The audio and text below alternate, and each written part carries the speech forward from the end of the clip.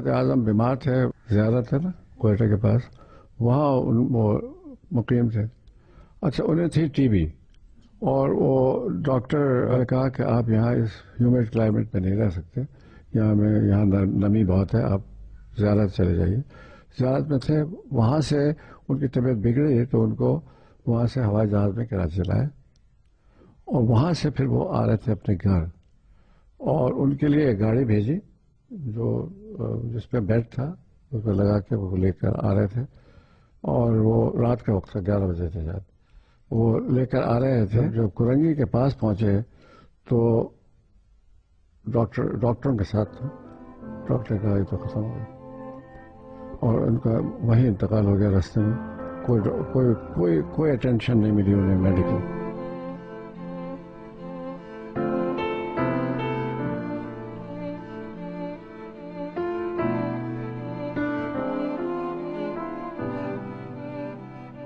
قائد اعظم محمد علی جناح کوئٹے سے فلائی کر کے کراچی آئے، اور آپ کا پلین جو تھا وہ پاکستان ایئر فورس کی جو ایئرپورٹ تھی ماری پور میں، وہاں پہ لینڈ کیا. جناح کی طبیعت خراب تھی، چنانچہ ریڈ کراس کی ایک بڑی گاڑی میں ان کو رکھا گیا، اور اس کے بعد وہ گورنر جنرل ہاؤس کے لیے روانہ ہوئے. رستے میں یہ ہوا کہ جو گاڑی تھی اس کے اندر کوئی خرابی پیدا ہو گئی، تو کچھ عرصے کے لیے اس کو روکنا پڑا، لیکن پھر اس کے بعد دوسری گاڑی فوراً آ گئی، اور اس کے بعد قائد اعظم محمد علی جناح تقریباً 3-3:30 بجے کے قریب گورنر جنرل ہاؤس پہنچ گئے. پھر انتقال ہوا، اور چنانچہ ڈاکٹر بلائے گئے، سب کچھ ہوا، لیکن یہ کہ طبیعت خراب ہو گئی.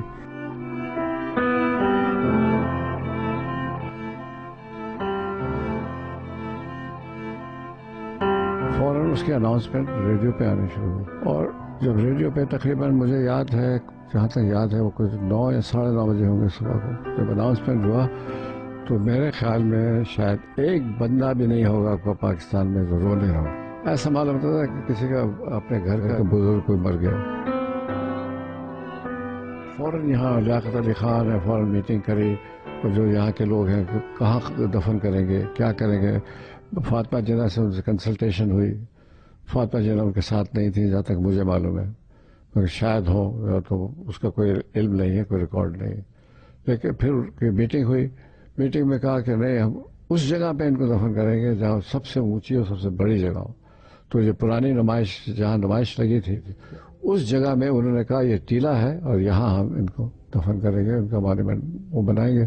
کاظم رضا آئی جی پولیس تھے کراچی کے، اور ہاشم رضا ایڈمنسٹریٹر کراچی کے تھے، اور انہوں نے راستہ بنایا اور سارے راستے بند کر دیے کہ ان کا جنازہ یہاں سے یہاں جائے گا.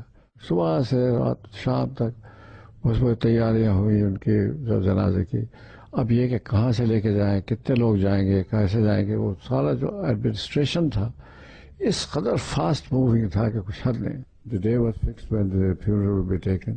You will not believe, from Karnawala building, which is now Karnawala, what is that called, Garden Road crossing, from there up to Qaid Azam's Mazar, there were people, nothing but heads.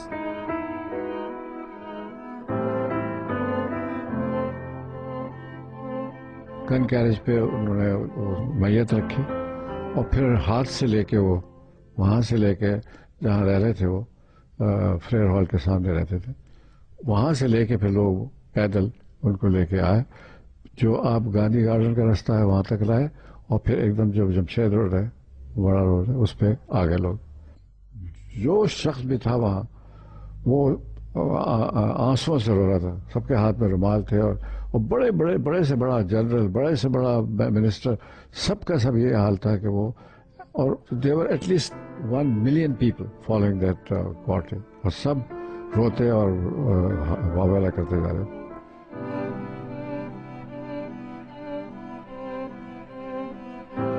Quaid Azam محمد علی جناح کی لڑکی جو بمبئی میں رہتی تھی، اس کو plane بھیجا تاکہ وہ قائد اعظم کے انتقال میں شرکت کر سکیں. پورے بر صغیر سے جو مسلم لیگ کے عمائدین تھے، سب کے سب قائد اعظم محمد علی جناح کی آخری رسومات کے لیے یہاں پر اسمبل ہو گئے۔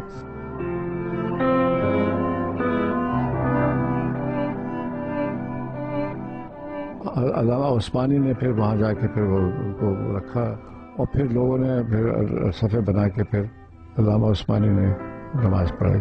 Then they all dispersed, all crying.